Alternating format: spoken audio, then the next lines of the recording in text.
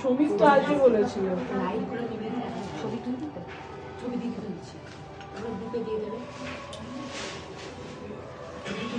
ঈশ্বর অর্থাৎ আমার ইচ্ছার অথরিটি আমি যেমন চাইবো তেমন হবে, কারণ আমি ছাড়া তো দ্বিতীয় কেউ নেই।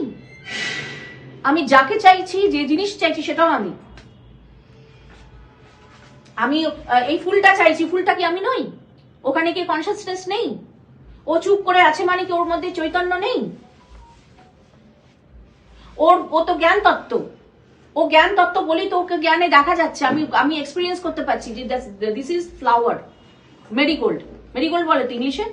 তাহলে তাকে আমি দেখছি, তাহলে আমার আমি নামটা নয় আমি পরে সুপার ইম্পোজ করা হয়েছে, কিন্তু একটা ফুলকে তো আমি চিনতে পারছি। তাহলে আমি দেখতে পাচ্ছি কেন? ও দেখার স্ফিয়ারের মধ্যে আসছে কেন?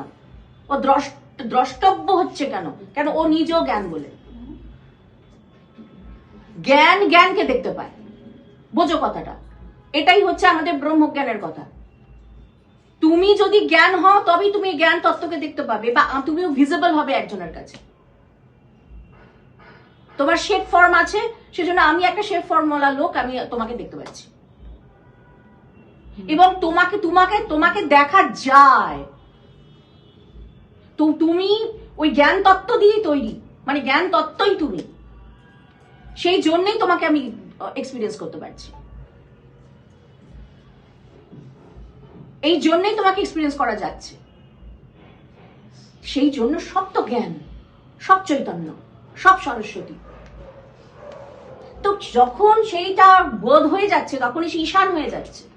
বোধ যেটা আমাকে কিরকম করে বাঁচতে হবে, আমাকে কিভাবে চলতে হবে, এই জ্ঞানটা এলো অবিদ্যা থেকে, অজ্ঞতা থেকে। তাহলে অজ্ঞান থেকে জ্ঞান এলো, এমন কিরকম কথা হলো?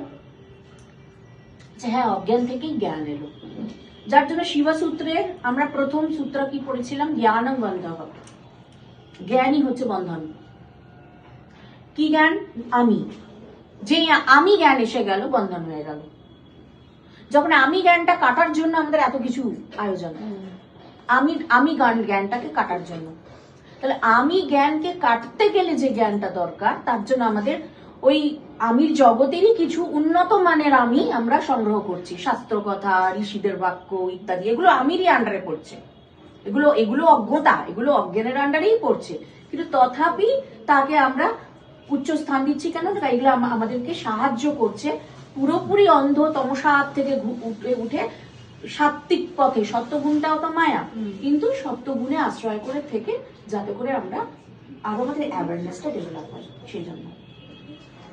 তো এবার সরস্বতীর সঙ্গে আমরা দেখতে পাচ্ছি নদীর কানেকশন, সরস্বতীর সঙ্গে হংসের কানেকশন, সরস্বতীর সঙ্গে শুভ্রতা, সাদা, তার কানেকশন, সরস্বতীর সাথে সাদা পদ্মের কানেকশন, তারপরে অক্ষমালা, এই যে যেমন এইরকম স্ফটিক মালা, একদম স্বচ্ছ সাদা, সে তার কানেকশন, যা কিছু হোয়াইট, তার কানেকশন। এই যে স্বরূপটি, যদি আমরা সূর্যের রঙকে ধরি, সে তো সাদা, কিন্তু যখন প্রিজমে দেখছি তখন তার 7টা কালারকে আমরা স্প্লিট দেখছি। তাহলে যে ঘনীভূত জ্ঞান তত্ত্ব, সেখানে কিন্তু জাগতিক জ্ঞান, পরাজাগতিক জ্ঞান, অতিজাগতিক জ্ঞান, মহাজাগতিক জ্ঞান, কোনো জ্ঞানের আর বিভাজন নেই, সব মিলেমিশে এক করা অবস্থাতে রয়েছে। সে হচ্ছে সরস্বতী, একদম আদি। এবং সরস্বতীকে বলা হচ্ছে কি না, শুধু তাই নয়, সরস্বতীকে বলা হচ্ছে তুমি আমাদের মানে বেদ মাতা তথা আমাদের ব্রহ্মাণ্ডের জননী,